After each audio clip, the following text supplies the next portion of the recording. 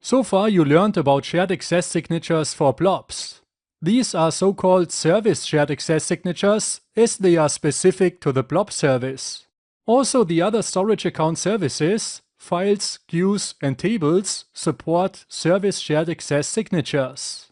Besides service shared access signatures, Azure Storage supports also account shared access signatures. An account shared access signature is for your storage account, which means it goes across the storage services, blobs, files, queues and tables. This type of shared access signature can do everything what a service shared access signature can do. From a coding perspective, you learned how to create a blob service shared access signature by calling the getSharedAccessSignature method on a Cloud blob instance with a shared access blob policy.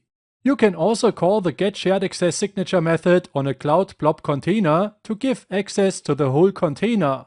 You can append the received shared access signature token to every blob URL. To create an account shared access signature, you call the getSharedAccessSignature method on a Cloud storage account. As you can see, that method takes a shared access account policy, which lets you specify the storage services you want to give permission to. And of course, other parameters like for example the expiry time. Instead of creating an account shared access signature in code, you can also create an account shared access signature in the Azure portal. That's powerful if you want to give someone access to your storage account for a limited period. Let me show you now how to create an account shared access signature in the Azure portal. Here I've opened the blade of the Wired Brain Coffee storage account. When you scroll down in the navigation, you can see Shared Access Signature under Settings. So this setting is actually to create an account shared access signature.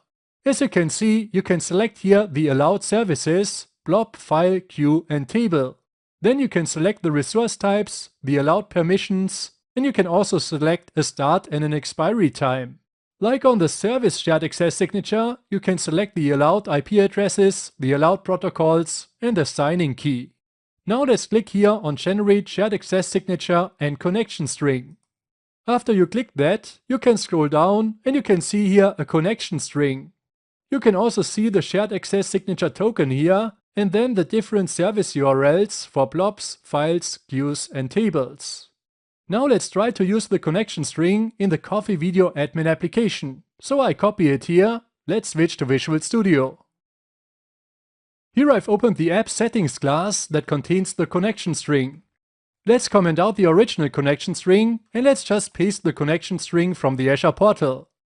Now let's run the application. As you can see, the blobs are listed with this connection string. Now let's try to select a blob. You can see we get an exception when we call the getSharedAccessSignature method on the Cloud blob.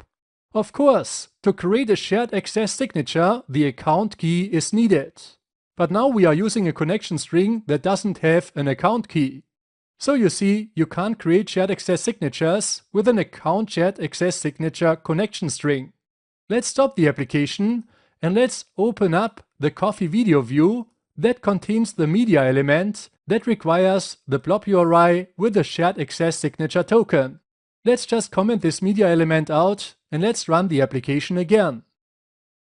Now let's select an MP4 file and you can see title and description are displayed, and I can for example also download that video to my local file system. So all the functionality in our application works, except we can't create shared access signatures. So let's stop the application again and let's comment in the media element again, and let's also use the original connection string that contains the account key. Only with the account key you can create shared access signatures. Now let's wrap up what you have learned in this module.